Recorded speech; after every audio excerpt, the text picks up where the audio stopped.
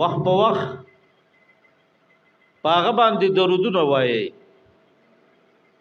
درز یو د شپې سحر او ماخام سبا او بیگا پرانا او تیار کی نو الله بدل خیر درکړي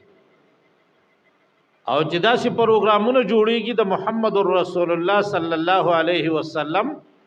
پونم باندې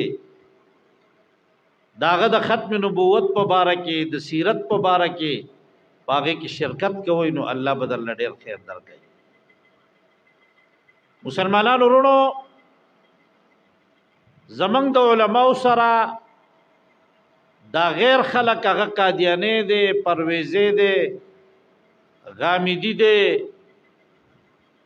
بلا بلا دا د هغه دشمنی په بل سندا او دشمنی را سره پدې دا چې مونږ وایو محمد رسول الله صلی الله علیه وسلم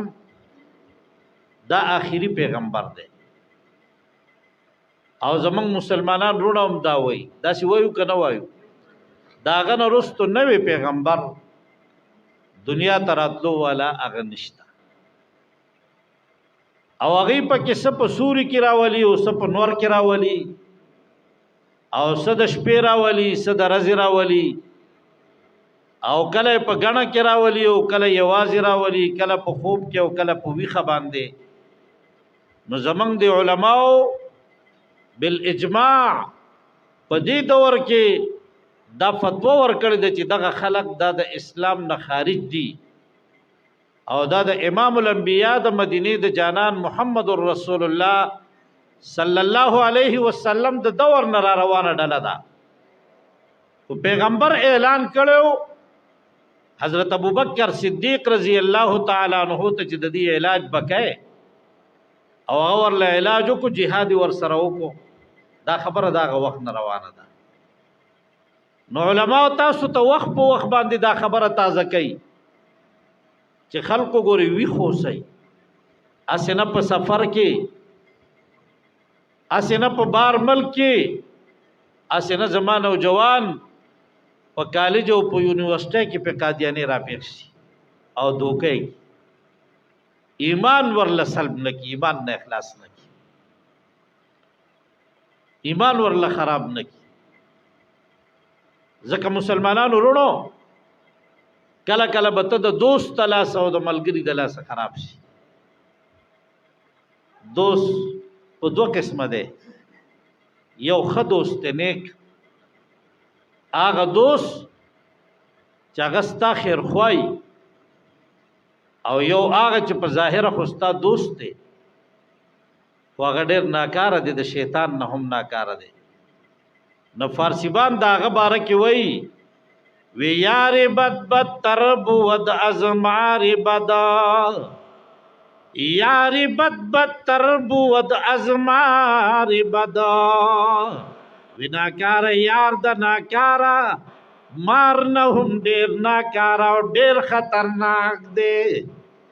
وی زکه ک ناکار مار در لټک در کینو مرګ بدل راشي مړ بشي بل خو سنه کوي هو کناکار یار او دوست در لټک در کینو د ایمان نه بد اخلاص کی نو الله دې موږ د ناکار دوست او د ناکار یارانو نه اوساتي مسلمانانو ورونو امام الانبیاء د مدینه جانان محمد رسول الله صلی الله علیه وسلم په دور کې چونکه دا مجلس د ختم نبوت د نوم په دې بینر باندې ولید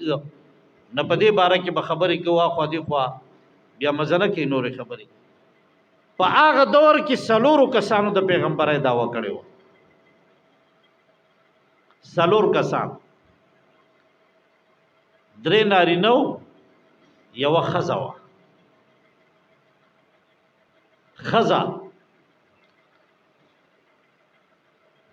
دا خزا بیا د مسیلمه کذاب سره غب شپ لګاو او خبرې اترې وکړي نو دا خپل پیغمبري دی د خپل وخت مناسب دی چې با خپل پیغمبري مسیلمه کذاب ته وی چې تعالی درکړه تا سره به واده وکم تبه می خاوند شي نو زما پیغمبري به مستاشي نو د مسیلمه کذاب خپل ډله یاران دوستان ور سره راغلیو چې دته پیغمبر وي هغه هم بار ولاړو په انتظار او دا خزه چې ونو د دې خپل ډله هغه هم راغلیو نو دې دواړه په خبرو کې دن نشول 1 to 1 ملاقات کو خبرې کولې او دنه خزه د سړی نه رضا شو نو نکاح وکړه چې بار راوتل نو دواړه ډلې خپوي مسلمه کذاب ته وی چې جبه سړی څنګه نکاح دی وکړه گواهان پکې نشته هغه خزي والا خزي ته وی چې ته جبه ته زمونږ پیغمبر وي او تا خپل پیغمبري خراب کړه مسلمه د ورکړه دا د سنا روا موږ سره وکړه بهر کې مسلمانانو ورونو دو داو یو طلحو دی بیا هم واپس شوی او یو اسود عنسی او دا سلور واړه د دې په باره کې قبل استيعاب تاریخ نه موږ ځان خبرو او زه تاسو ته اوس لګیم د خپل ناقص علم مطابق نو ماخام بشي ماسوتن بشي سار بشي او د دوه تاریخ په موږ پوره نه